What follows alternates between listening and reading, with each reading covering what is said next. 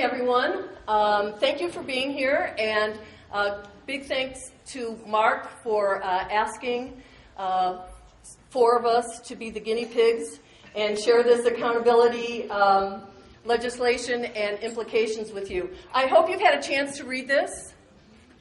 Have you been able to read it? Everybody have strong minds this morning?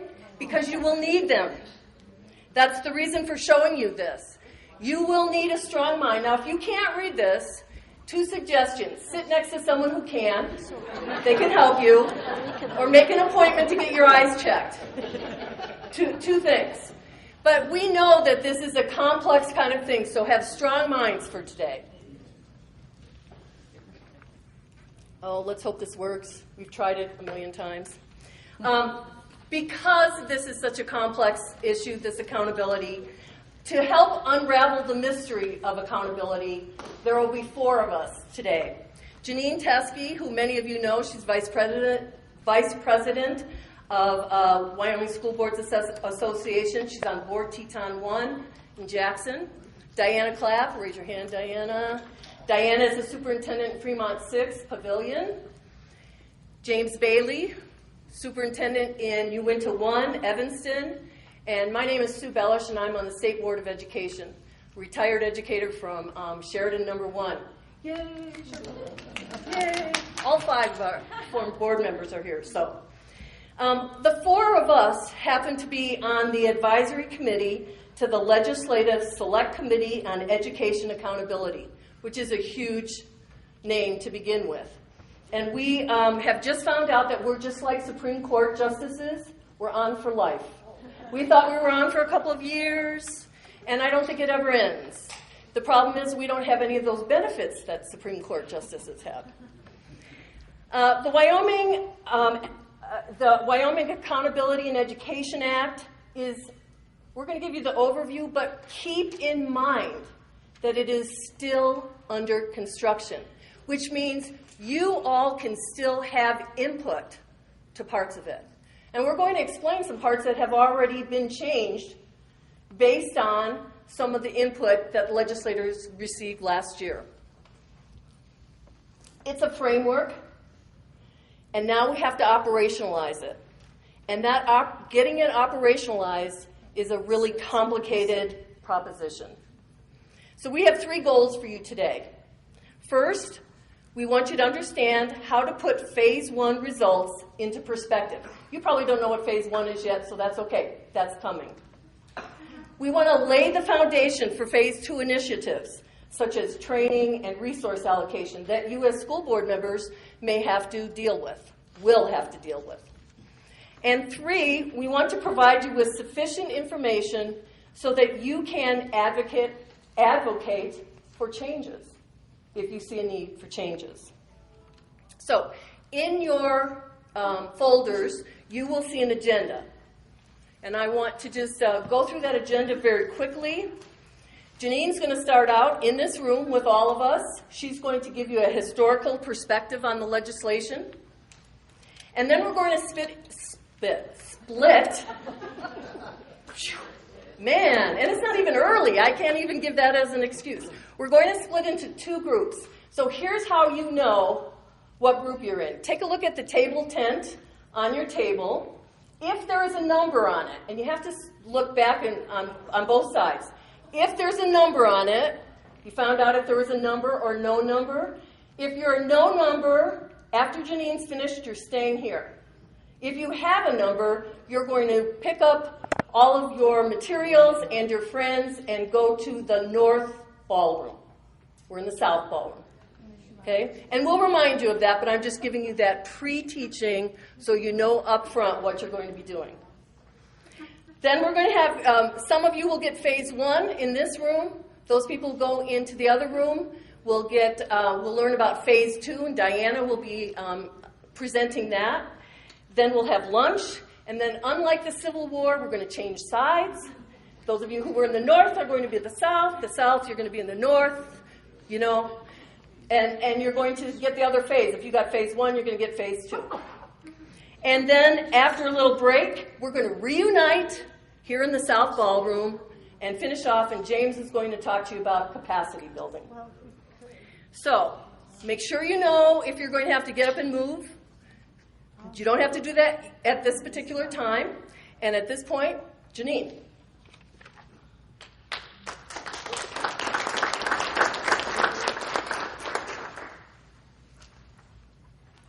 Well, thank you, Sue. As I sort of went back and researched how did we get where we are today, it's hard to not start. Actually, you could probably go earlier than this, which you could start with the Campbell lawsuits, which really, I would say, created some tension between the legislature and the education community. But I chose to start today with the 2005 recalibration. And as some of you may remember, this recalibration model was developed by Dr. Odom and Dr. Pikus and was allegedly viewed to be an evidence-based model to improve student achievement. Within that model, it included funding to us as part of our block grant, which would have allowed us to reduce class sizes for K-5 to 16 to 1, and for 6 through 12 to 21 to 1. Now that's probably a bit of a joke since we all know the other piece of this is the facilities restrictions that we have, and so there's no way we could ever get there anyway. But in addition, this model increased our teachers' salaries. Now, if you move forward to the 2010 recalibration, it really focused on minor adjustments to the 2005 efforts. However, there was, I would have to say, a lot of negativity that surrounded the discussion on this because it was viewed that, well, we gave you all this money and we haven't seen any bang for the buck. We haven't seen the results. And, you know, two things with this is, first of all, I think we didn't do a very good job in 2005 in setting what the expectations are. And secondly, I think that there's a sense of impatience and results just don't come overnight. And I'm not sure our legislature really understands that it takes time to grow student achievement. Well, then let's go to 2011. This year, to me, was sort of a comical year. You know, any of you that were hanging out in Cheyenne, this was what I would refer to as the year of education. And it was kind of interesting because there were somewhere between 15 and 20 bills that were brought forward from both chambers. And it was almost like they were bringing forward anything they could think of to see what would stick. And, you know, there was focus on everything from merit pay, teacher evaluation, dismissal of teachers and principals, elimination of tenure, recording classrooms to make sure that your teachers are doing a good job. There was actually a couple of conversations thrown out there where they wanted to do evaluations on school board members, and they were quickly reminded that we indeed do get evaluated every 4 years when it's if people choose to reelect us or not. The good news is most of this stuff did not move forward. Also in 2011, this is the one bill that did move forward, was Senate File 70, which established the Select Committee on Accountability and also established the Accountability Advisory Committee.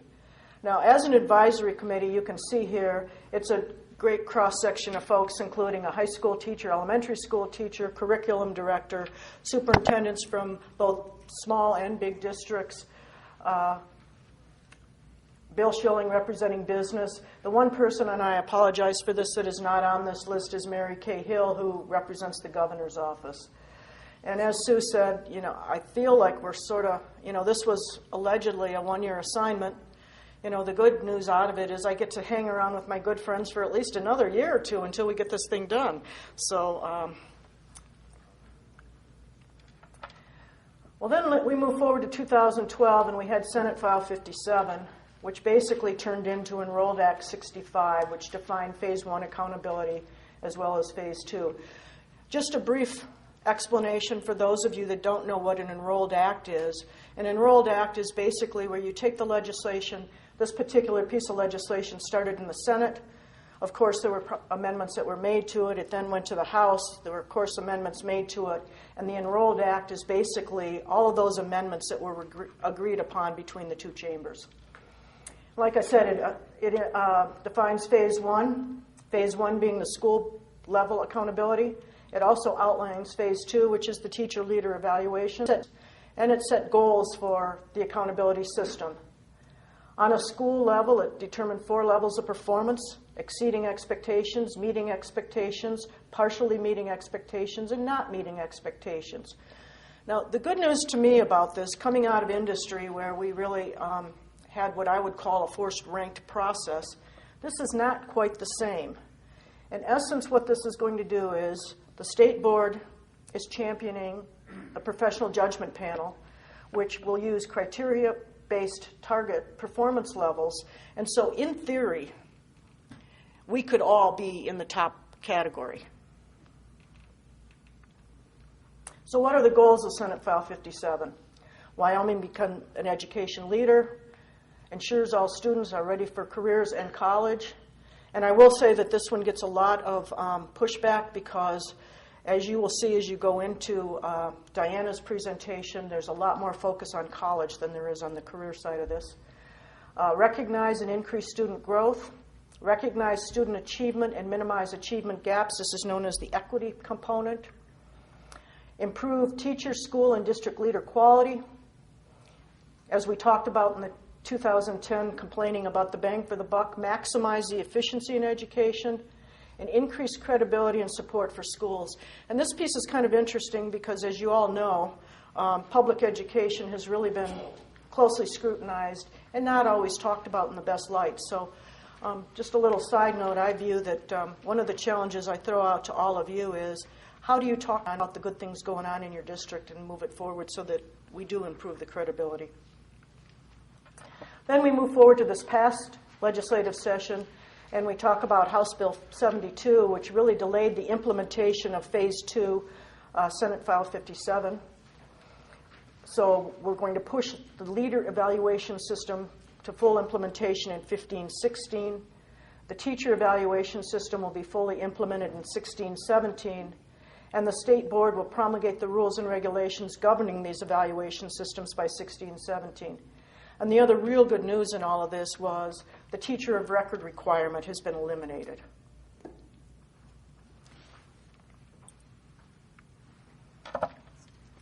Also, House Bill 72 is really a comprehensive and multidimensional approach to the educator evaluation system, which specifies measures for the teacher and the leader performance, including such things as leader development or learner development, content knowledge and application, instructional practice, professional responsibility, and evidence of student learning.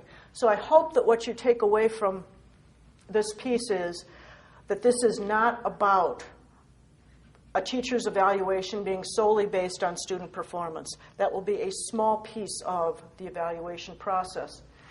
And many district leaders indicate that as a result of Chapter 29, the teacher evaluation system that is presently in place, that the first 4 categories are being addressed, but very few are really putting any student learning or performance objectives into the evaluation system. Then we had House Bill 91.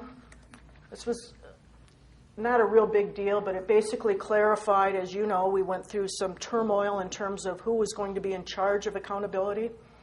This clarifies the Department of Ed as the administrative entity for executing the accountability and assessment policies. It extends Phase 1 implementation from originally, we should have finished Phase 1 this past school year, but we will be moving forward with this school year as the implementation of Phase 1. It also added the requirement for the use of Hathaway eligibility as a college-ready indicator. And there is a report due to the legislature on Phase 1 pilots, such as the school-level implementation in 2014.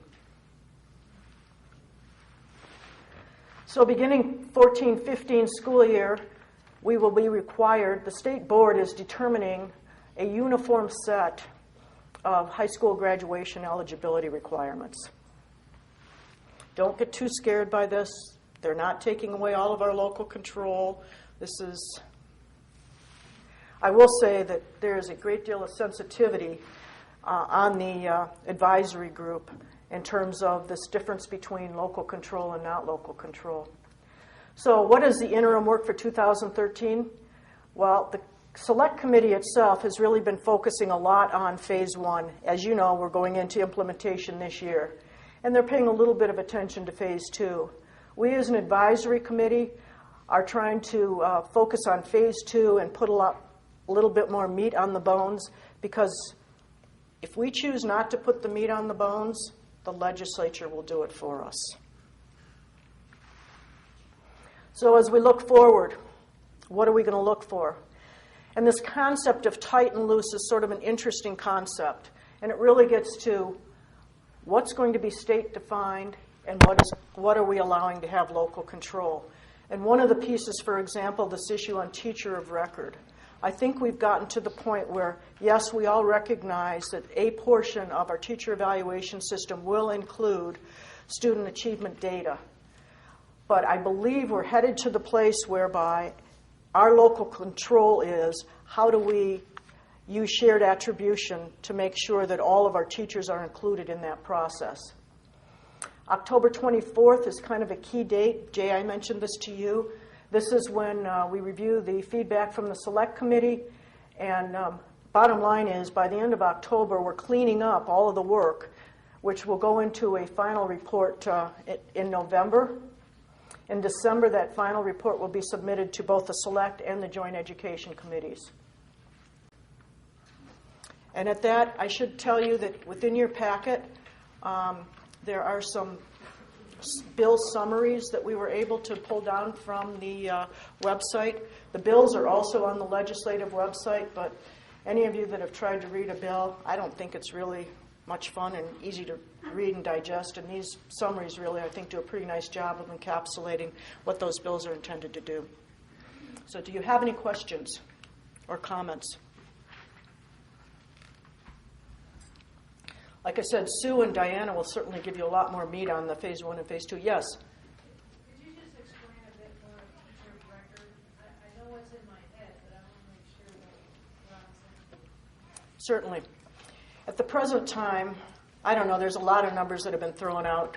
Like, nominally, I'll say about 30%, if you were to use student achievement and growth data, there's only about 30% of the teachers within a given district that probably would be able to be evaluated because of, not having the data points available. And so those would be a high school language arts teacher, for example, would be a teacher of record for language arts. A high school math teacher would be a teacher of record for math.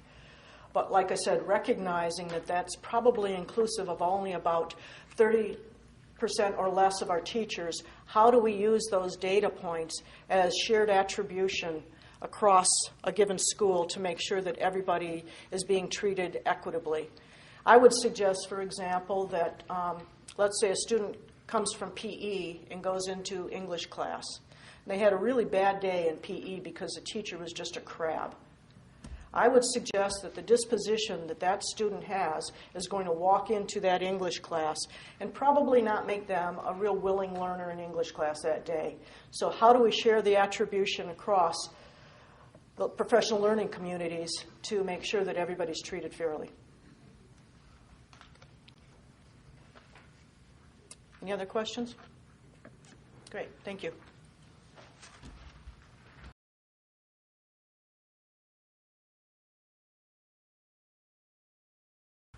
At our elementary schools, we sometimes have different people. It's not always the same classroom teacher who's working with a student for reading. So you might have a reading teacher who's working with a first grader. So you might have some shared attribution, and that student's, well, not first grade because we don't test first grade, but let's say fourth grade, might have a variety of teachers who are helping that student in reading or math. And so one of the things that we're doing, one of the things that the advisory committee has suggested is that it should be up to the local district to decide who gets credit, and I'll say credit, I won't say the opposite, who gets credit for that student's success. And so you can share it among different educators. Okay, what I'd like you to do now, remember those first directions. Time for a break already. You're going to switch rooms. Only if you have what on your table? A number. Take your friends and your folders with you. And and those of you who are staying, just stay right here. And we'll get back together in about 5 minutes. a copy of the PowerPoint so that you can kind of follow along if you want to. Should we wait for Johan? No? Okay. I'm going to tell him that you guys told me not to wait for him. Okay. Yeah, let's all clap one. I did say a little bit longer, so I just know that I talk a lot, and I want you guys to do some interaction, so the more time we have, I'm hoping the better. So I think I will just go get started. So phase one is all about school performance levels. But I want to put this into context for you. The legislature and the select committee and the advisory committee, we have been spending a ton of time on this phase one.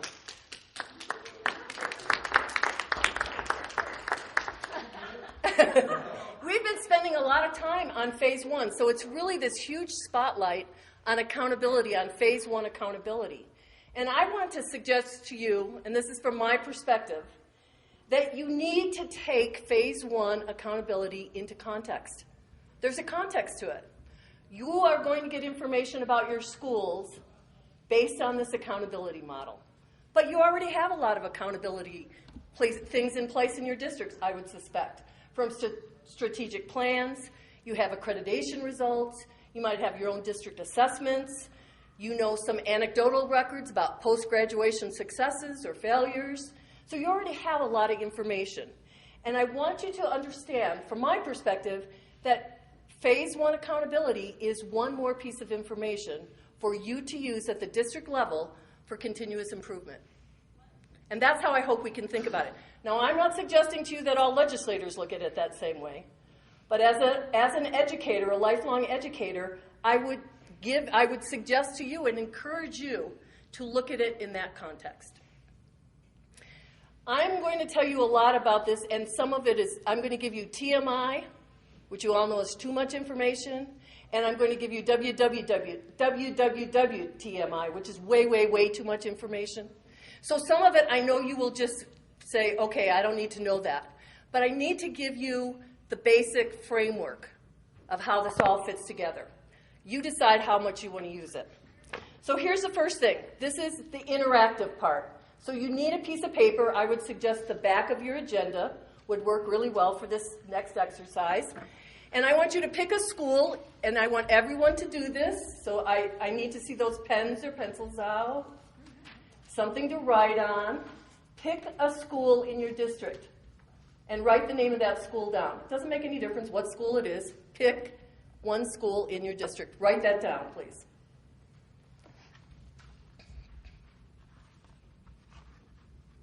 Now I want you to rate that school. Is it a school that exceeds expectations, meets expectations, partially meets expectations, or does not meet expectations? Give it one of those labels, please.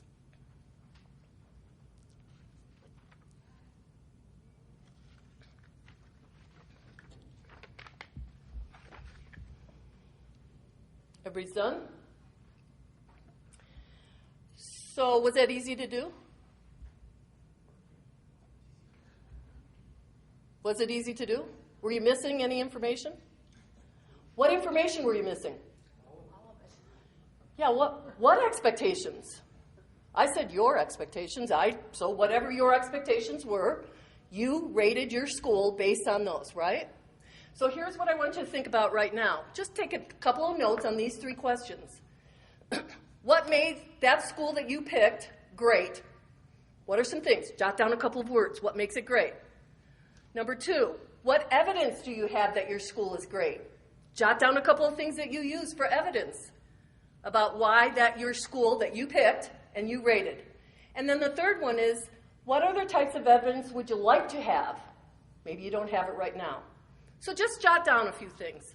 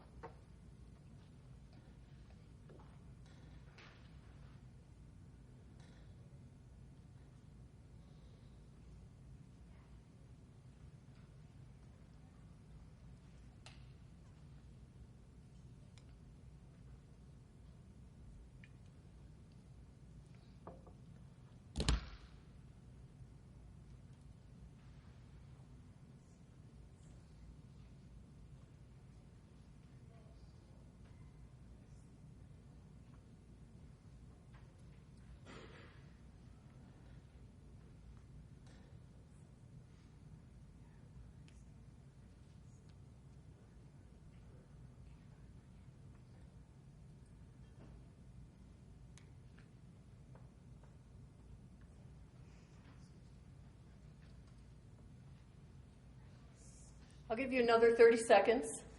You're not going to be graded on this. Really? It's not a test.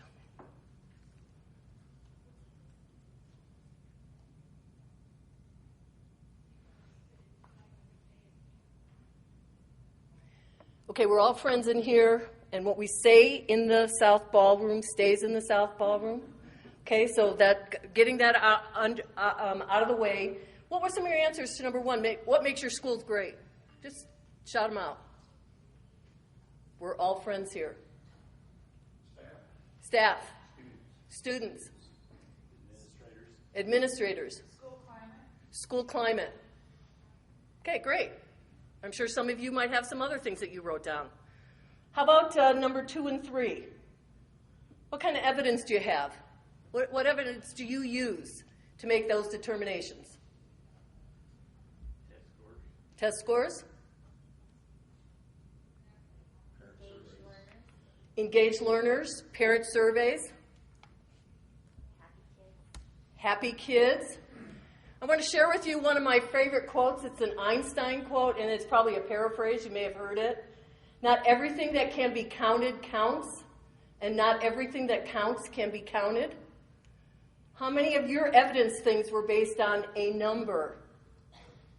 We have this propensity in our society to trust numbers, to think that they're somehow better than the way we feel about happy kids, right? So, unfortunately, the word accountability has what word in it? Count. So the accountability model that the state has put together, that all state accountability models are based on, have to do with counting things. And I would tell you that I'm not sure they're always the right things that we're counting, but it's really hard to get good agreement on what are the things we should count. So keep that in mind. I had you do this because through your eyes, I wanted to hear, or I wanted you to think about, what would accountability look like? I would say that you may not like the model I'm going to show you. That would be my guess. You may not like the model that I'm going to show you. Unfortunately, it doesn't go along with the Einstein thing that says not everything that counts can be counted, because we're counting things in this. But I would have you keep in mind about No Child Left Behind. There were a lot of things we didn't like about No Child Left Behind as accountability as well. So keep that in context as you're going through this.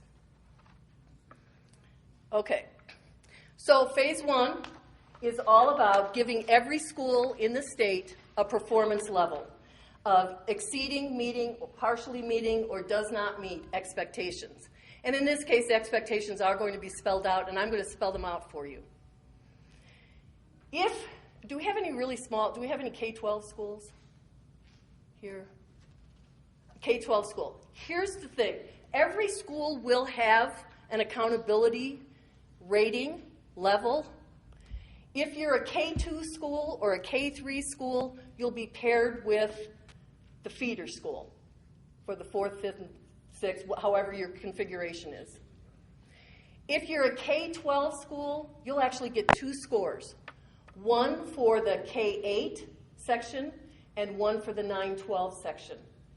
And then the lower of those 2 scores will be the score for the school. Now, I want to tell you that not everything that is in this model has been sifted through the advisory committee. And in fact, some of the slides I'm going to go through, you don't have them in your packet because the model was changed as of Tuesday of this week. So I'm going to show you some other slides that are new and improved, not in yours. So not everything goes to the advisory committee, and that's one of them that we had not heard of. Okay? Maybe don't buy into it. And we might not buy into it. You may not buy into that. Of course, it all depends on how the school has their school ID. If their school ID is elementary, middle school, and high school, each of those will get a separate rating.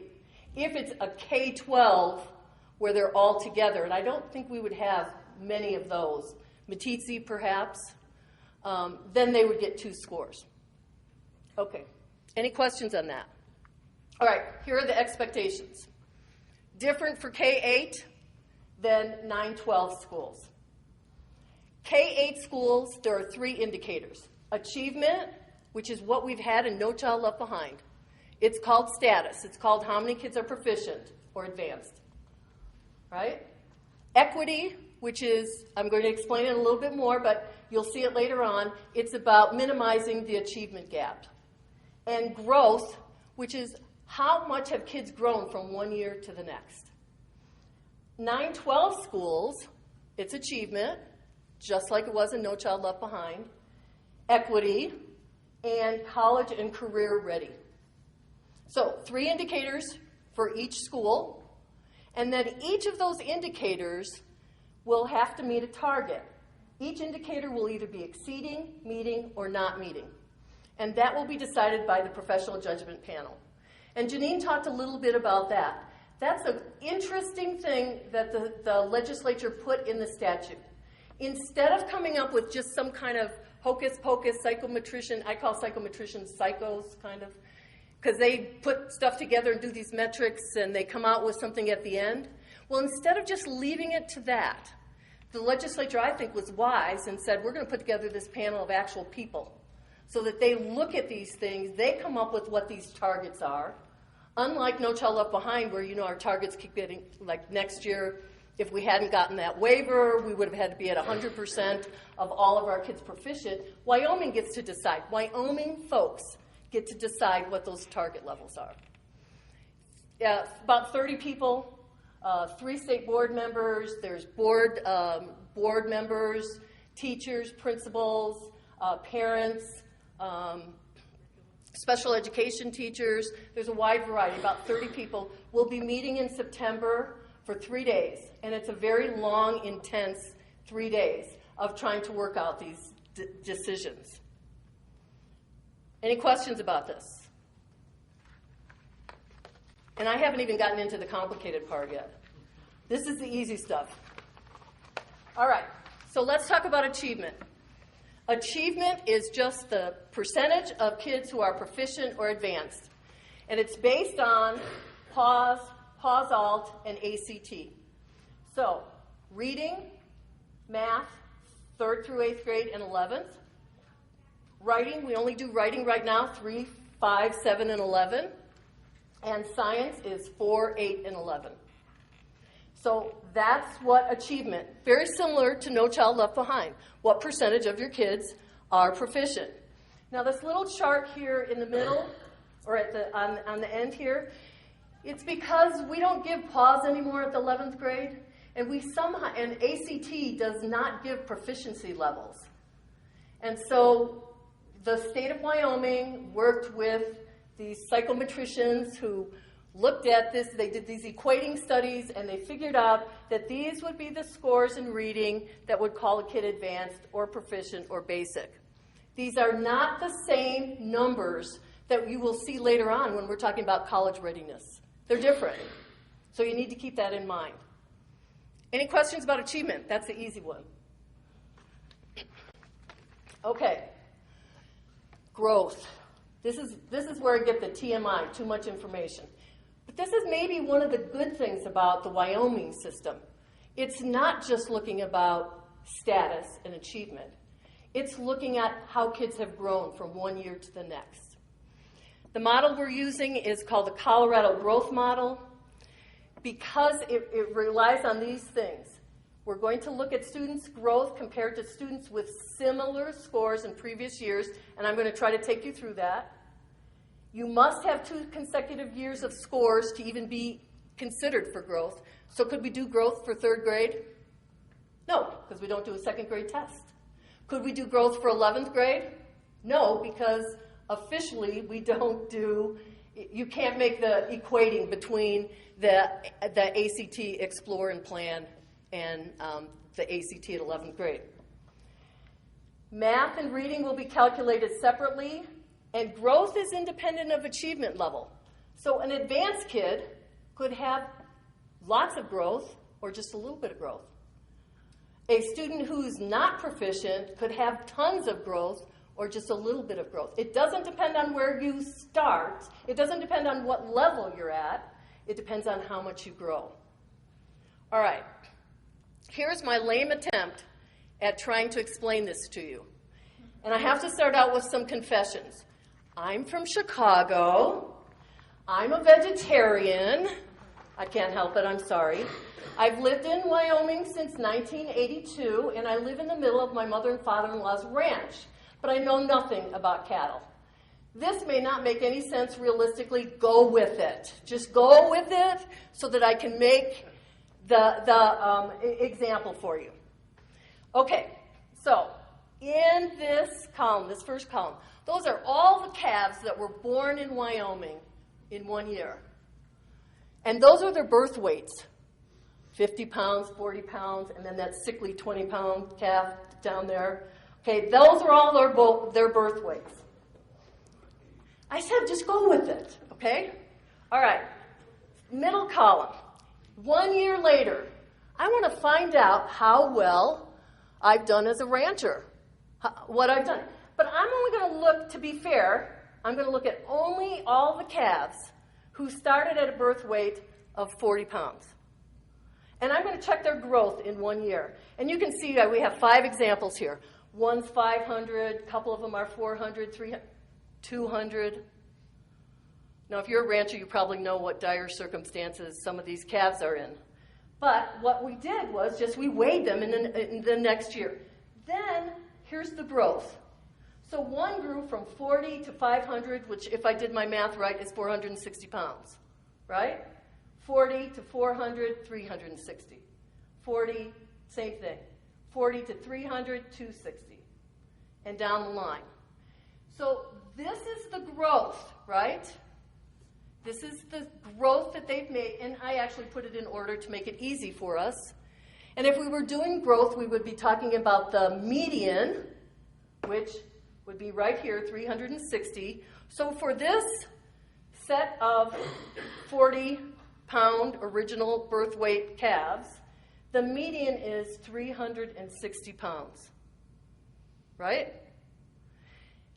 If these instead were student scores in third grade, and these were their reading scores, and this is how much they improved the next year, this would be their growth, and we could put this in percentiles from 1 to 99 and say which kids, starting at relatively the same place, ended up better.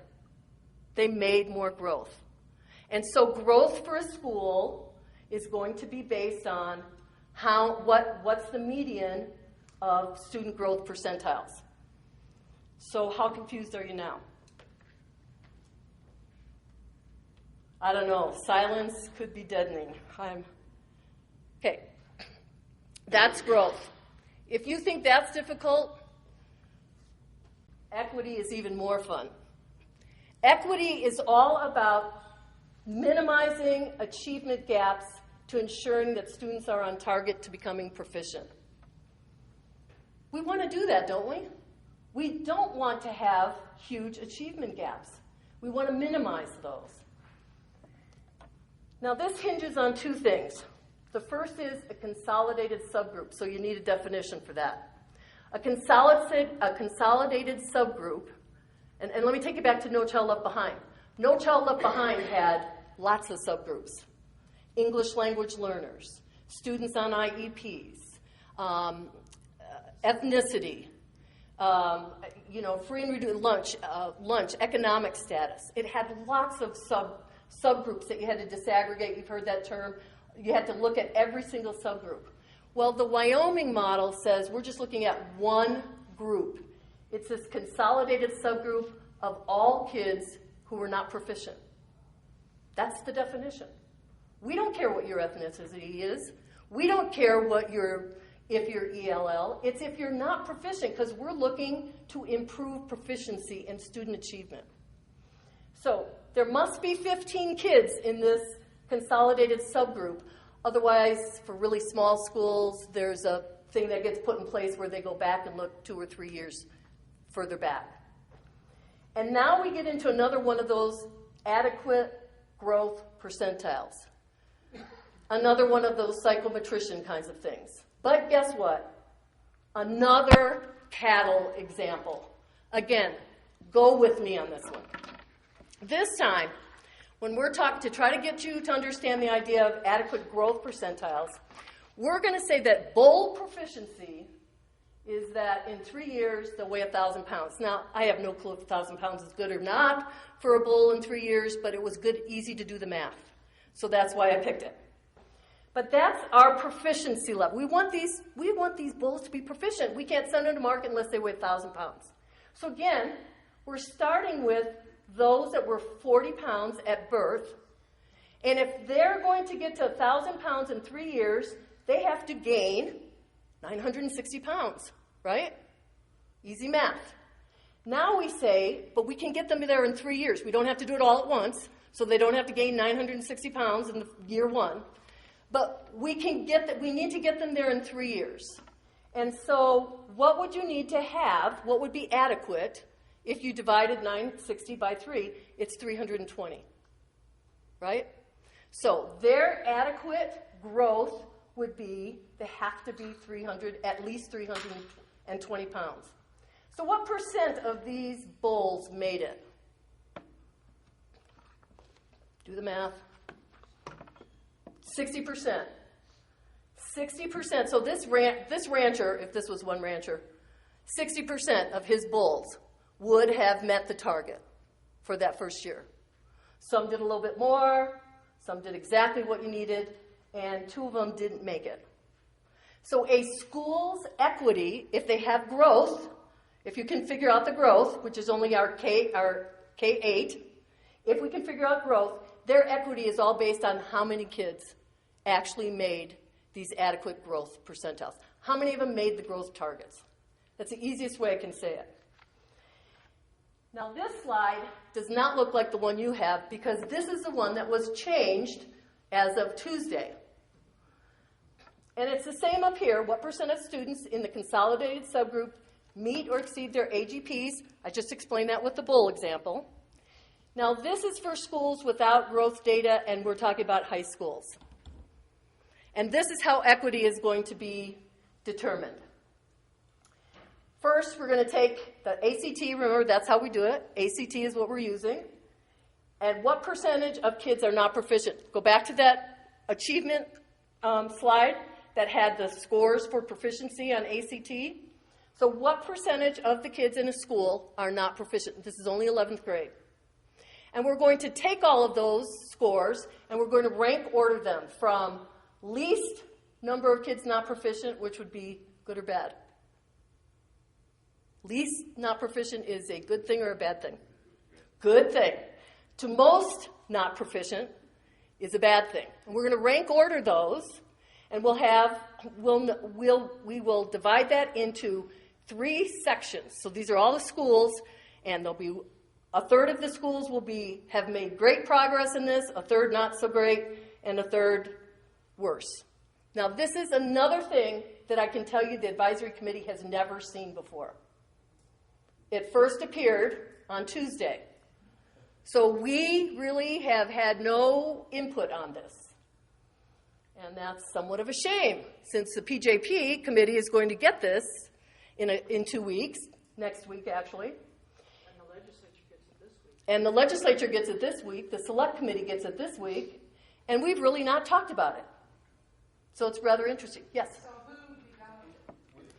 developed it? Well, as you might know, there are 2 consultants who are working with the select committee, and 3, Scott Marion, Chris Domaleski, and then Mike Fleechek, and then Dr. Mike Beck is working with the professional judgment panel. Could you repeat that, please? Sure. Scott Marion, Chris Domaleski, Mike Fleechek. Whoop, too fast. And who's the last one I said? Dr. Beck with the professional judgment panel. I can't tell you for sure because those would be my guesses, my best educated guess. Then there's 2 parts of this for high schools. And I apologize for this being complex. It is. They will then also compute the reduction of not proficient. So we'll take a look at how many kids were not proficient on 2012 ACT scores, and then in the same school, how many were not proficient in 2013. And of course, we're all hoping that there'll be a reduction in the number, and they will rank order those again and divide them into 3 levels: high improvement, middle, or low improvement. And this is not in your slides either, because again, I had to create it with the new information. This would be the decision table that would be used to determine then equity for high schools. So if you were a high school who had a lot of kids that weren't proficient, and you didn't make much improvement from one year to the next, you didn't reduce that much, your target level is going to be not meeting.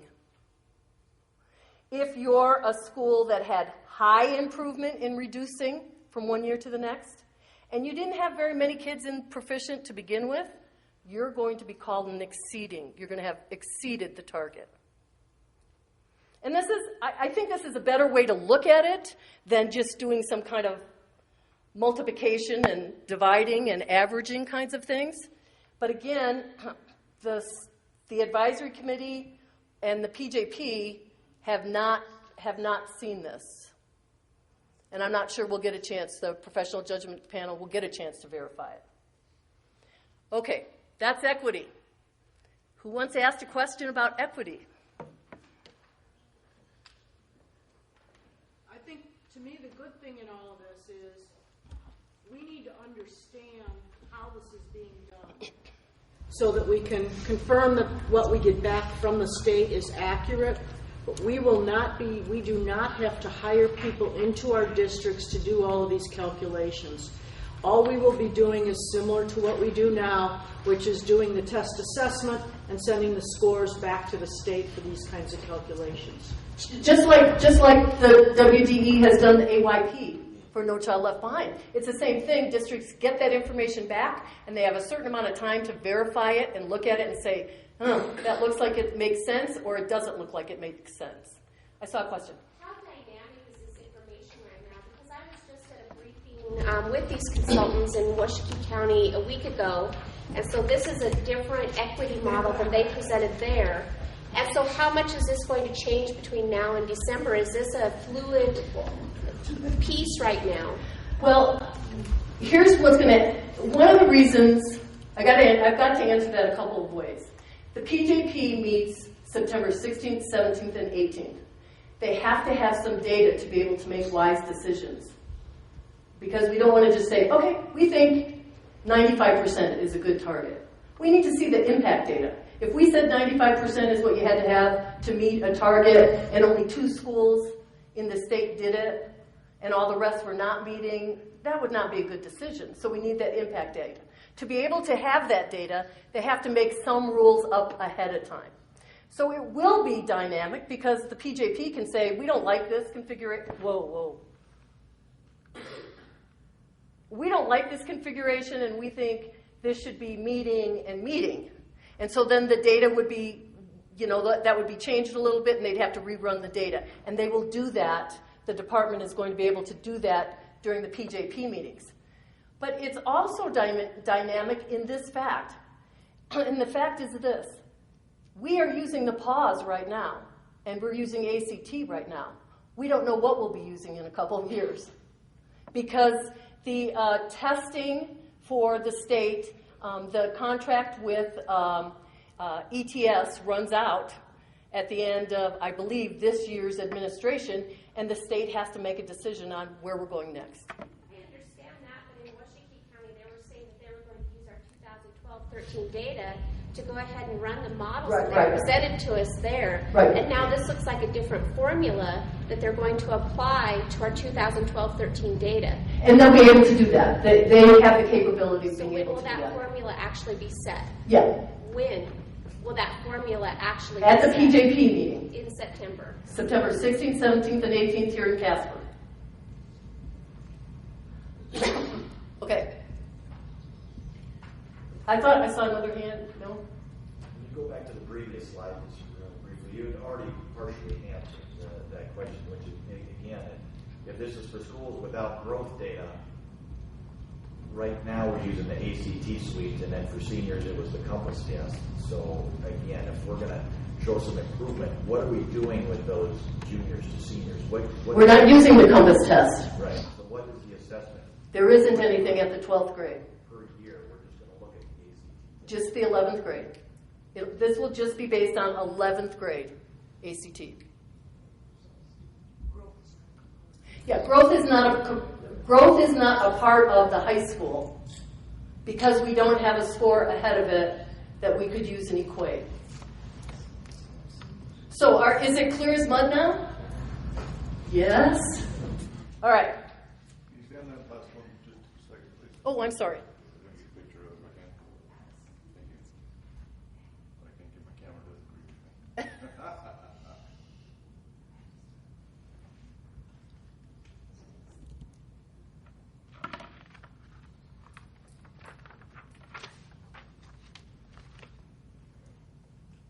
All right, camera, come on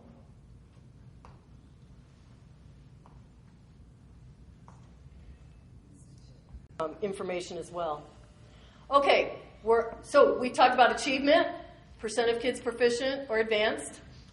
We've talked about growth, 3 through 8, right? Can't do growth at the high school level. We've talked about equity, which we're doing both at the 3 through 8 level and equity at the high school level, but they're figured out a little differently. And now we get to readiness. Readiness is the third indicator for high school. This is the one that groups have had the most impact on and have actually changed what was in the original legislation. In the original legislation that Janine talked about, it was the ACT suite plus the Compass. That was the testing part. It did have the number of students earning enough credits in grade 9. Graduation rate was only in 4 years. No shades of gray, just 4 years, same way the feds do it. And Hathaway Scholarship was not a part of it. So this one has changed significantly and probably, I think, is one of the stronger pieces at the high school level. Because think about 3 through 8 or K through 8. It's all based on what? One test. Pause. One test. Now, people can say we don't like pause or whatever the next son of pause or, pause backward is spawn or swap or whatever it is. You can say you might not like that, but imagine if you keep adding more tests. Would you like more tests? We all talk about how many tests our kids have to take now. So if you don't like pause, be thinking about what you would use in place, which is that exercise I tried to have you do. What evidence would you accept? Not always so easy to come up with something that we would all agree on, all accept as being really good information. All right, readiness. Now, instead of just an indicator, we have 4 sub-indicators. And while I kind of make fun of that, I think that's a good thing. Because readiness, and we still don't have it right, because it's mostly about college readiness and not so much about career readiness, so we don't have it right yet. But it is, remember the second slide you saw, under construction, still evolving, still an opportunity for all of us to help making changes. All right. So first part is ACT. And ACT, this time, the part of ACT will be 9th grade Explore, 10th grade Plan, and 11th grade ACT scores.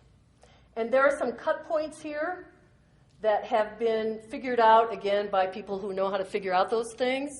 But basically, this highest level is the cutoff for the highest Hathaway scholarship. That's how they kind of go through on this part. And then they backwards figured them out for what would you have to have in Plan and what would you have to have in Explore to stay in that same level. Here's the part that's up for grabs. Now, these sub-indicators will be done on an index. And for every student in the high school, 11th grade, I know, I understand this. Here's the background to all of this. Every student in the 11th grade will be given a number of points from 0 to 100. If they're below, let's just say 11th graders, if they score below a 16 on the ACT, you don't get any points for them. If they score from 17 to 20 or 21 to 24, someone has to determine how many points. Now, the advisory committee took a first step at this, and the PJP committee will have to actually figure it out. The advisory committee numbers that we came up with, and you may or may not agree with them, were, let me look at my notes, 80 and 40. So for any students who scored in this range, you'd get 80 points for them. Any students who scored in this range, you'd get 40 points, and none for here. Now, I can tell you that not everybody on the advisory committee had the same idea, which not everybody on the PJP will have the same idea, and I'll bet if I asked all of you, you would come up with different ideas as well.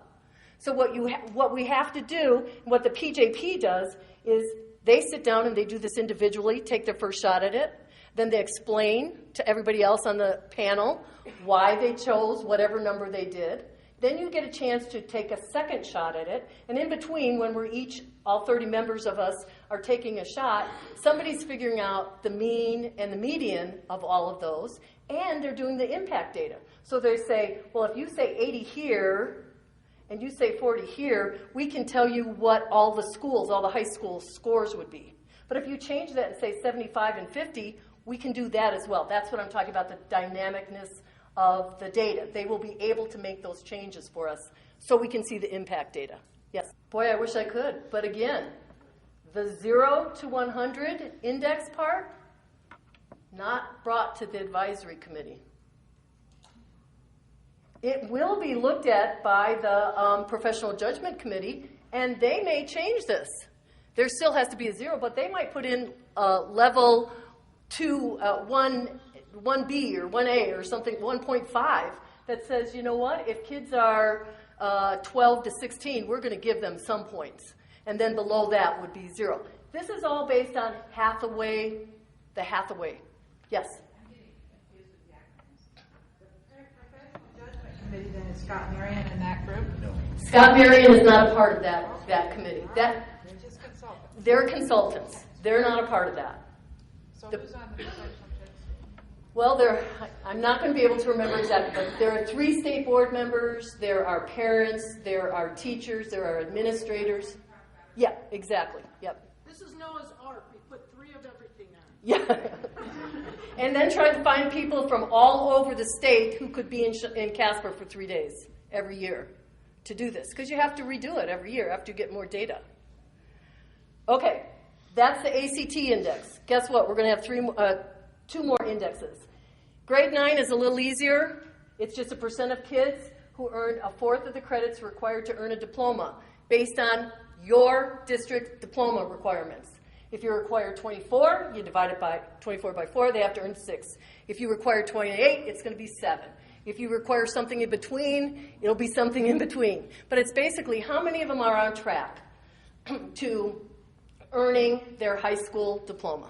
And it's just a percentage.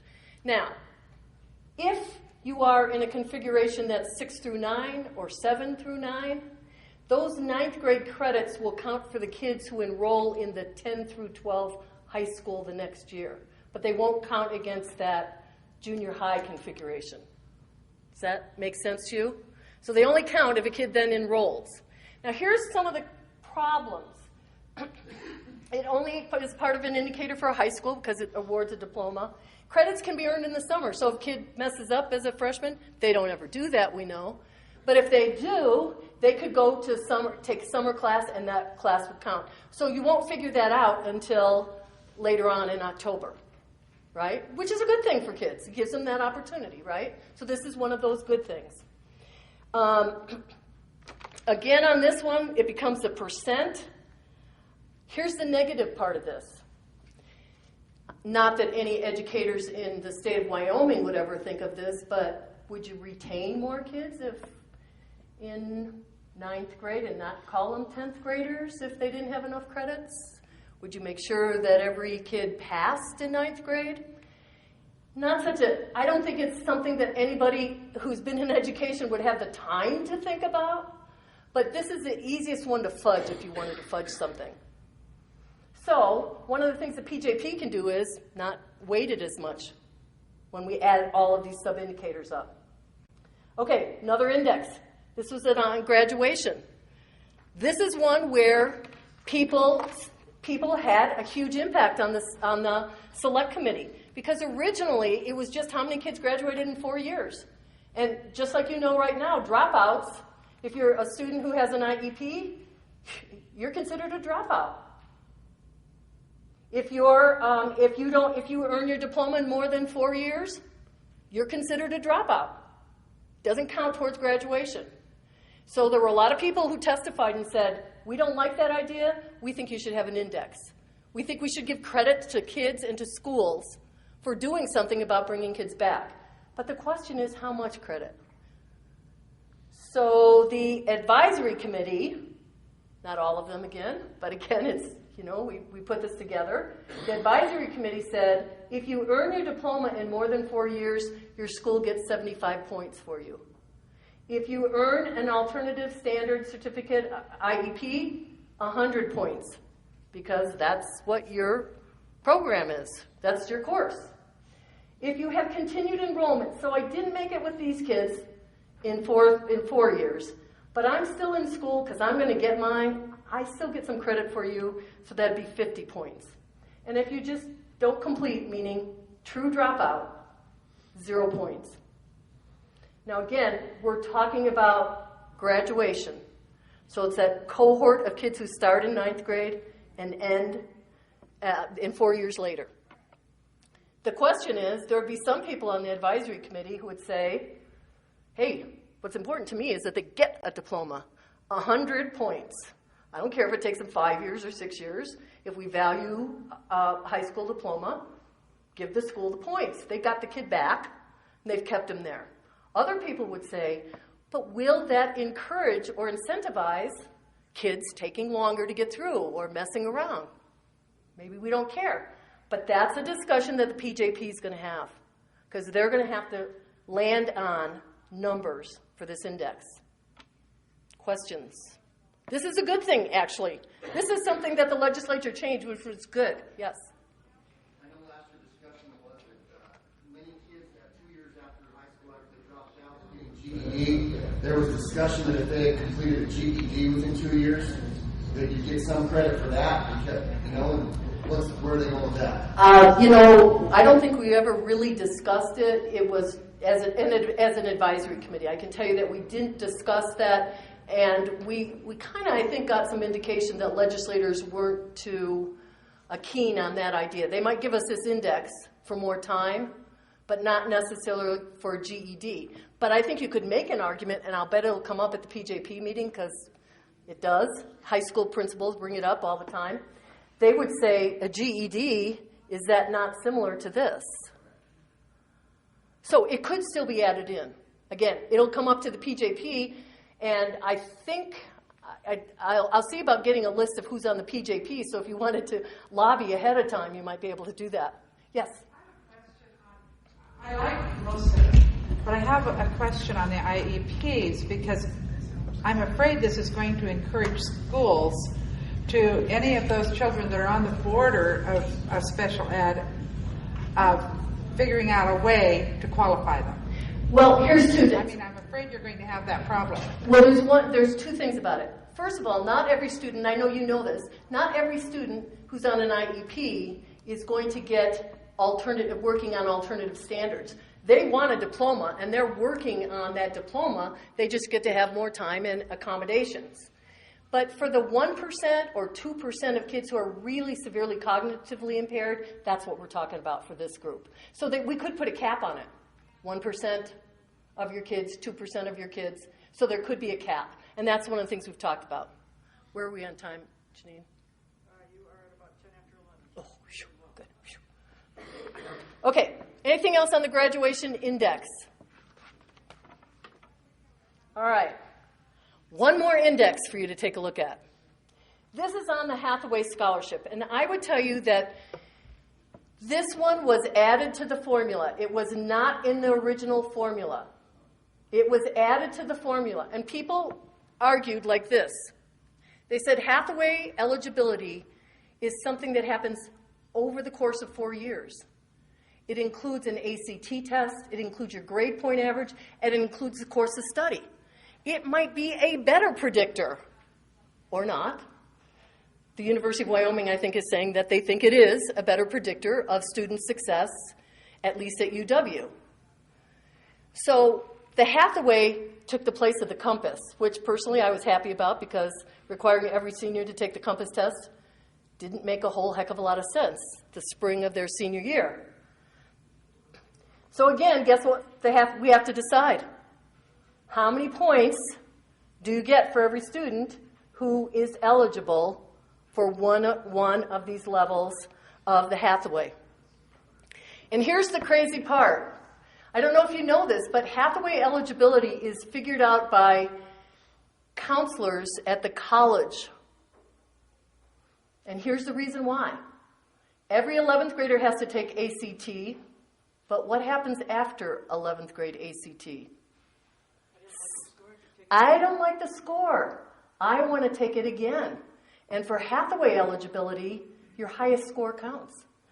So if you're a student from a family who wants to pay for you taking the ACT 2-3 times and you're willing to sit through that, you can continue to take the ACT and your eligibility award is different. This will be based on your 11th grade ACT score. I'm not so sure I agree with that, but there are a lot of problems about getting kids ACT scores when they pay for it. It would be called privacy kinds of things. So that's the issue with some of that, getting that data. Again, what should be the scores? Advisory committee came up with 90, 80, 70. Okay? Any questions about this? Sure. The pushback that I have on this is it's putting a lot of weight on the ACT score because it's a standalone metric and it's also integrated into this, so it's getting double counted almost. And I think Janine brings up a good point. It's counted several times, but you know what? If you're a K-8 school, PAWS is counted 3 times for you. And we can make it more complicated, add more tests or more measures. And this is complicated, I think. My problem is using the 11th grade score because doesn't that kind of punish a district for encouraging their children to take that ACT again and give it another shot and try to succeed? Well, you're right, and here's the issue. The issue is an equity issue. In some communities, parents might not be able to afford for their kids to take it another time. So either districts have to say, we'll step up, and all districts in Wyoming would pay for kids to take it as many times as they want, or 2 times or 3 times. So that's a possibility, but it's not happening right now, right? So it really wouldn't be equitable. The second thing is, when kids take it on their own and their parents pay for it or they pay for it, the school could or could not get the results. It doesn't necessarily come back to the schools, where these taken by 11th grade all come back. But those are all obstacles that could be overcome. So it is something that could be changed. Again, another avenue or a place where if you feel really strongly, there could be some changes made. Yes? We'll have a vetting discussion because we are pushing for preparing our kids for college and career at the state level. And with that funding, would the legislature be willing to pay for kids to take it twice? You know, we haven't even talked. I don't think anybody's talked to them. But so it's something that I would suggest that this is the place for advocacy for all of you. If that what sounds like a really good idea, select committee. You can find it on the LSO website. Get in touch with those people and say, have you ever thought about this? It's not going to cost that much more, I don't think.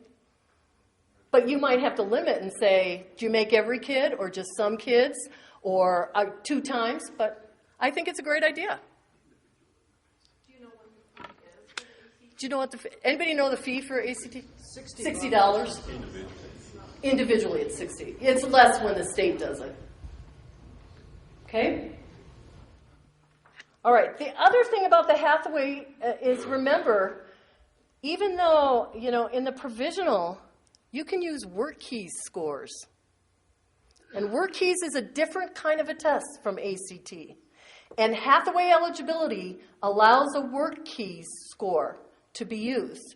So for those kids who may not be thinking about college, if they have a high enough Work Keys score, they could get, at least at this provisional, and I believe there are cutoffs for some of, I think it's just at the provisional level, but still would earn you points in your school. But as Janine mentioned, there's a lot of emphasis on college readiness and not so much on career readiness, even though one of the things that we want to talk about is, for career readiness, is what about kids who earn some kind of industry-recognized certification? How could we add that in as one more measure? But then you'd have to say, does every school have the opportunity for kids to do that? And if they don't, is that equitable to use that?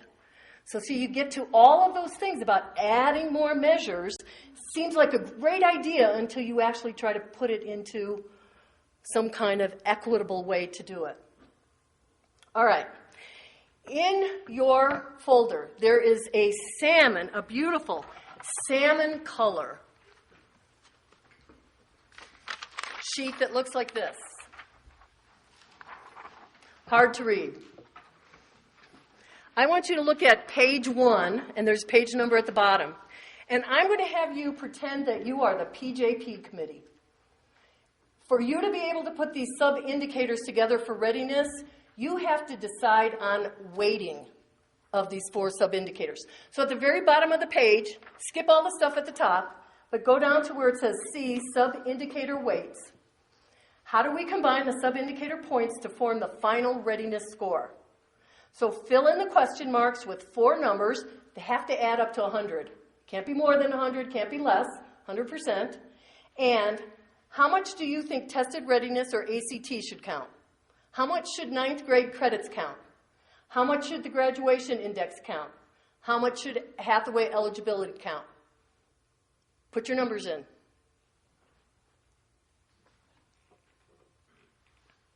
Do you have the same weights?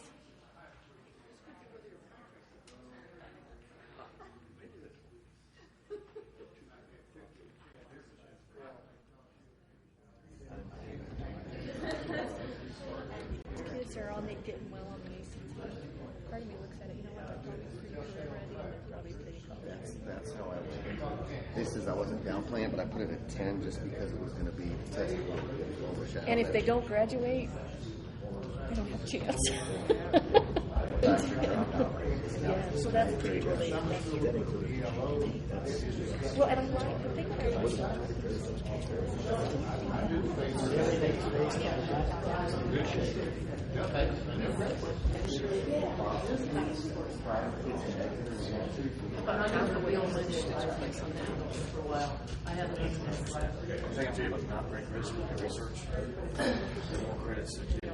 So let me ask a couple of questions, and I know you're not finished, and you might like some more time.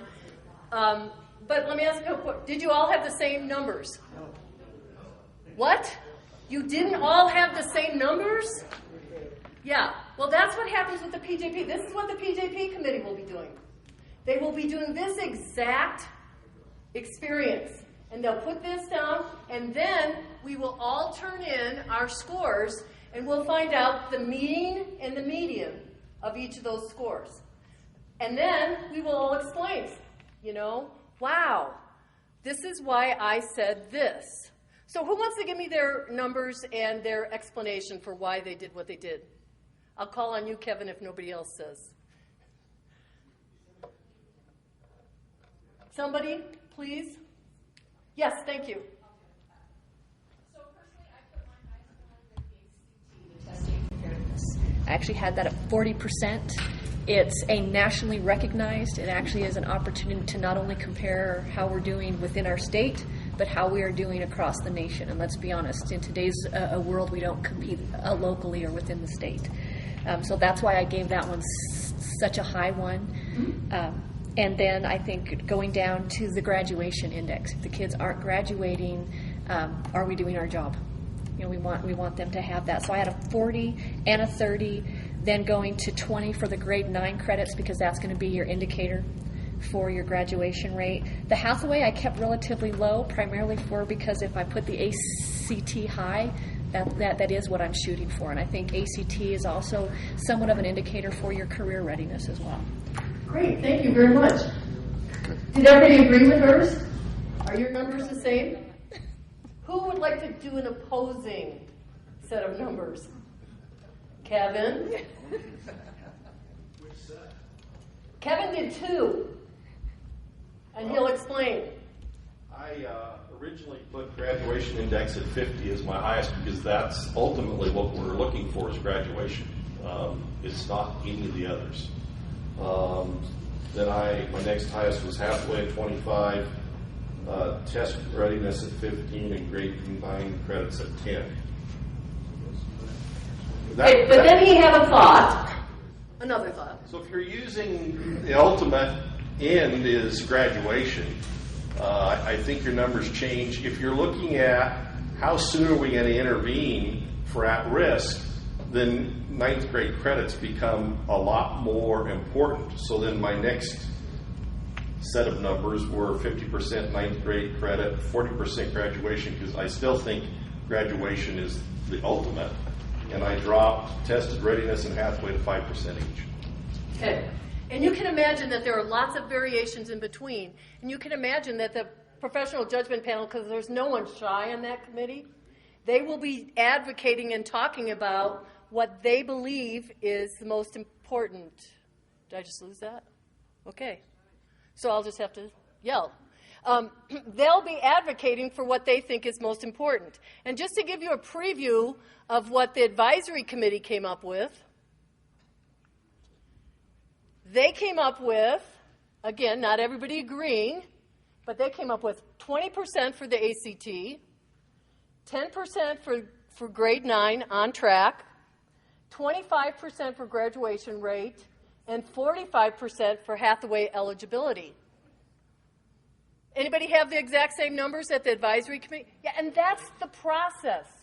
The process is that the PJP has to go through this for all of the targets and really talk yourselves into, not talk yourselves into, but talk about why you did certain things, why that was more important. And guess what? Then we run the impact data. If these are the numbers, we see, okay, what does that do to our list of schools, what we would call readiness?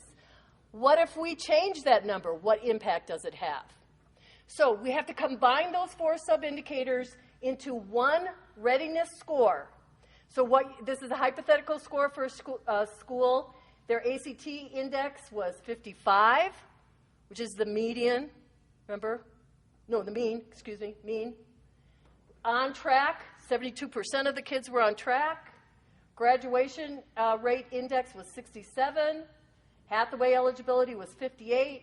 Multiplied by these weights, and combined then gets you 61.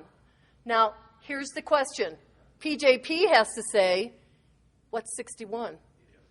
Is it exceeding, meeting, or not meeting? The good thing is we'll have the impact data. Once we do this, where do schools land? That will help us make our decision. Okay?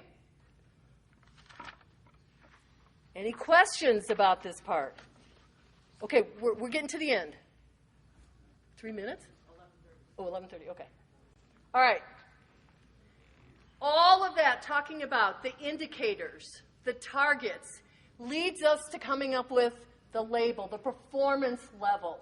How do you decide that? And here's how it's going to be decided. With a table. This is called a decision matrix table.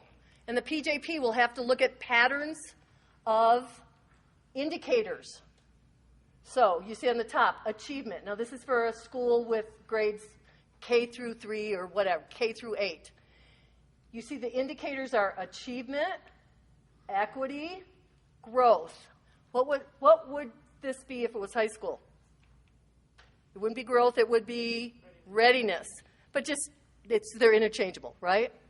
So there are some easy ones that I would guess we would all agree on. If I'm a school that has below the target in achievement, below in growth, and below in equity, pretty sure we're going to say that school is not meeting expectations. Would you agree? Probably. Just like I think if you had a school that was exceeding equity, exceeding on growth, and exceeding on achievement, we're going to call them a school that's exceeding. Those are the easy ones. It's the other patterns that aren't. Like, take a look at number 1. This is a school that the equity is below, not closing that achievement gap. The growth is below, but oh my gosh, the achievement is exceeding. What do you call that school? Take a look at this one, number 2. Equity is below, the growth is meeting, and the achievement meeting. So 2 of them are meeting, but equity is below. What do you call that school? These are thorny issues. Now, you could make it a lot easier. Just put it into some kind of an equation. Take all the numbers and put them in the equation and say, if you do this, this is what you are. But this will take a day for the professional judgment panel to go through this, because we'll have to say things like this. At the K-8 level, do I value achievement above equity or growth, or do I value them all the same? Because my answers in these different cells will be different depending on what my bias is. And if you change this to readiness, and I'm at the high school level, do I value achievement, ACT, equity, or readiness more? So a school that might have a really high readiness score, let's pretend this is ready, well, let's see, somewhere here, let's say growth, they're exceeding, and they're right here, and this would be, just pretend this is readiness, and they're right here, they're exceeding in readiness, but they're just meeting achievement and equity. I might still call them exceeding because readiness is more important to me. So that's what the professional judgment panel will be doing, figuring out what those patterns and advocating. We'll probably do this 3 to 4 times before we come up with a consensus or an agreement on where we're going to be with that. All right, I'm going to go quickly on these last couple of slides. So for every time you put data together, you have to have business rules, because you can't just throw it together. So here are some of the business rules. Participation rates have to be 95%. That's what it was in No Child Left Behind, same amount, done the same way. A full academic year is from October 1st to the midpoint of the testing window. So whenever you give pause, if a student is in your school from October 1st until the midpoint of the testing window, you count them. They're one of yours. If they come October 2nd, they won't get counted in your scores this year. They have to be there for a full academic year. Minimum N for accountability means how many kids you have to have in a group. Remember, consolidated group has to be at least 15. But there are some really small schools, so you have to have at least 6. There might be a small school, and we had one in my former district, Slack. I don't know how many kids are there this year, but there might only be, 5 kids. You might have to go back 2 or 3 years to gather the data. And there are some issues with that. Students who are on IEPs and are not working towards a standard diploma, or the standards that we have, they still have to be tested on PAUSE-ALT, or alternative assessments. And then schools with 1 or no tested grades, a K-2 school or just a 3rd grade school. There's one school in Wyoming that's just 3rd grade, I think, and one that's just 5th grade. And a number that are K-2, they'll be paired with the school they feed into. Okay? And there are a lot more other business rules, but those are the biggies. So, okay, every school has, they're given a level. Then what? Right now, the statutes say there are some reporting requirements. And the reporting requirements are, if you're a school that's exceeding, you put together a communication plan, and that's supposedly going to be shared with all other districts and say, these are the good things we're doing. Because if you're exceeding, you're doing some good things. If you're meeting, if you're in any of these other ones, you actually put together an improvement plan, and they just ratchet up about what more is included or asked to do. Now, this would be one that I would hope you make a lot of noise about, Because personally, I think we've had improvement plans for a long time through accreditation, and I'm not 100% convinced that an improvement plan makes you a better school or district. But this would be one that we could say, okay, what do we really need to add that? And also, Wyoming Department of Education representative helps with districts and helps more with the lower you are, those kinds of things. In the legislation, there's also this multi-tiered state system of support. Hasn't been put together yet. James is going to tell you more about that when you come back in here at the very end, capacity building. And here's the thing that you need to think about. If you had one school that was in not meeting, what kind of support would you need to help it? Maybe you already have it. Maybe you don't need anything else. If you had lots of schools in meeting, what kind of support would you need? What kind of help would you need? Maybe you wouldn't need very much. This is still, from my perspective, one of the weakest pieces in it. Here's the good news. That's it for consequences right now. So if you want to think about it, right at this particular moment, the consequences are not huge at this point. And that's probably a good thing. Remember what I said at the beginning? Put accountability in context. It's one piece of continuous improvement. Now, it's not to say that this is all that would happen, because you never know what happens at the legislature. So, I'm going to end with this. Whoops, I thought I put a slide in there, but okay. Okay, you've heard it, complicated. I understand that. You probably got more information than you ever wanted to have. Thinking about this accountability system, what aspects do you like? What concerns do you have? None? Great, I did a good job. No, come on. We've already heard some. How many times is ACT used? How many times is PAWS used? Yes? Just a little clarification, especially for the growth model.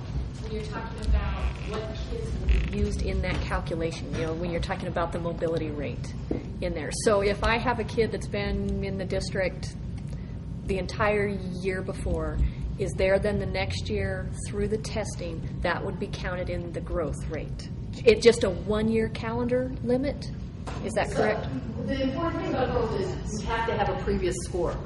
So if I was in the district when the testing took place, and, if kids come... 2 data points.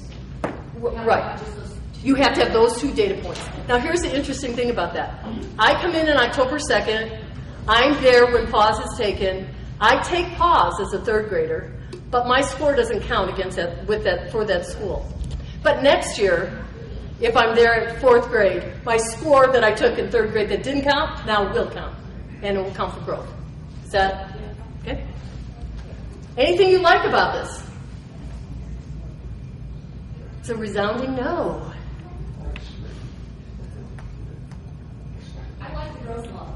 I think that's truly an indication that we make sure we're educating all of our kids in the district, so I like that added instead of just at one point in time. Right, and what I really like about that is our top kids. Yes.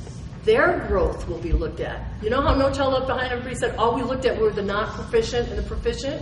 Well, guess what? If your top kids aren't growing, that's going to be detrimental to you in the school. Your scores will not be as high. And what's the hardest group of kids to have growth in?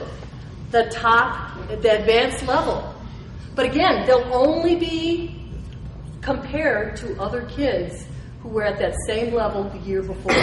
So they're not going to be compared to a kid who was really not proficient basic and made huge growth, but is still just partially or below basic to basic, right? They're just going to be compared to kids who are at the advanced level. Okay, so growth. That's the only thing we can take back. Janine and I have a meeting on Monday. I'll tell you what I don't like. I don't like that equity only focuses on the achievement gap for the lower kids again, because this is like No Child Left Behind to me. And we actually did have public testimony on this from some parents. Once again, we're focusing on the equity piece, which is bringing the bottom up. What about the kids on the top? And like Sue says, yes, you do get credit for them as growth, but that's one thing I don't like. At the high school level, you get a lot of credit for them because they're probably they might be your kids who get the honors. They might have the higher ACT, maybe, depending on how they take those tests. So you might get credit at the high school level more than you would at the K-8 level. Yes? So in a perfect world, you arrive at your weighted scores and you have your hard numbers and you get your impact on the schools in Wyoming. What decisions do you make after that? As this advisory group, what decisions are you going to help make after you get that impact study or whatever you get after that? That's a great question. Actually, the PJP, the information that, the cut scores, the target levels that the PJP finally comes up with, then the results of that will be eventually given to districts. So you will know for each of your schools what your scores were based on the data that we have.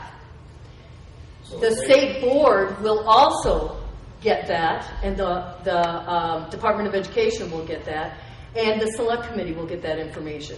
And from that, I believe that there will be some changes made to the model. So changes could be made. This is just a pilot year. There are no consequences that are in place as a result of it. So it becomes dependent on who gets rolled into the bad schools or what's going to happen there. I mean, it becomes political then instead of numbers. Well, it could be because it ends up in the end, the legislature has to bless it because it's in their statutes. So it could be changed. The PJP could come up with something, and the powers to be could change that. I mean, that's the thing that I'm hearing is that everything up until that point is based on mode and median and looking at that. But at that point, if the impact study doesn't hit like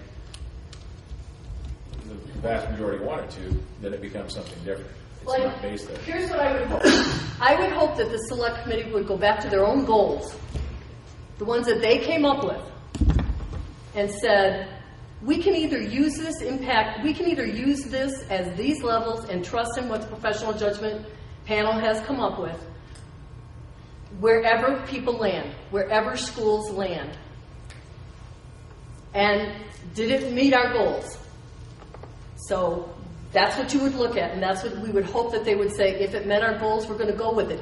Even if it means, truthfully, and this is off the record, I'm sure no one's going to go out and say anything about this, but really, when you look at all the information, would you say the majority of Wyoming schools will end up in exceeding, meeting, partially meeting, or not meeting? How many think the majority will be in exceeding? How many think the majority will be in meeting? How about partially meeting? How about not meeting? I would say, I guess, from my perspective, depending on how it's going to be partially meeting. I really do. Now, we can say, well, that's not right. Our schools are doing great. My district, by golly, my schools are doing really, really good. Well, we can say that, and then we'll have the same system that No Child Left Behind has had. The accountability might not help us go to that next step, push ourselves to the next level. On the other hand, if absolutely no schools are exceeding, really? We have no schools that are exceeding? You would think that there would be some kind of almost distribution among those because we're an average group of schools, right? One concern I have is that if you continually adjust the data, there's always going to be failing schools, and how are you ever going to climb out? So if we're going to truly say that the majority are going to be doesn't meet, then that needs to be baseline data. That baseline needs to stay there then, so that we can grow from there. But if you continually adjust the baseline and the bottom up, then there's always going to be schools that are labeled failing, no matter how much they grow. And so those schools that are continually going to be on the bottom and continually labeled like that is a concern to me. That's a negative impact on that community. Now, the issue can be dealt with in some regards if growth becomes the most important thing. So some of it can be mitigated depending on what you decide is decided as the most important thing. The other thing is this, and I just throw this out there, is we know that the testing is going to change. It has to. We don't have a testing We don't have a testing company at the end of this next year. So the testing is going to have to change. So now we have to say, wow, we're making these target levels based on old test data. But you know what? Here's what I would say to you. We get that, but you know what? Let's just do it. Let's find out the pilot. There aren't huge consequences. Let's find out what the impact is and make better changes. If we never start, we will just always be saying, okay, now we'll make it perfect this way. Let's just add one more thing. Let's just take this away. So as long as there's low-level consequences at this particular moment, let's see what the pilot comes up with. But you're right. If you're always adjusting the targets, how can you ever make it there? And then lastly, the system of support is, boy, that's very important, because the way it's been handled in the past, I know one principal school in Title I didn't meet, so we had to go to Rivers, and they handed me a plastic bag full of books and said, read them. And then we never saw, nobody ever actually came to our district. If there's going to be support, it has to be people in people developing relationships. It can't be go read a book. And I think when you hear James talk about capacity building, you're even going to hear a different perspective on that. That's what's in the legislation right now. But again, what have I been preaching? We can change legislation. We just have to say, what is it that we'd like to change? What isn't working? Jane. If I could sum up what I would like us to be doing as we move forward to advocate with our legislators, I would like people to be saying, yes, we're committed to continuous improvement, and this needs to be about the carrot, not the stick. Yes. Well, another concern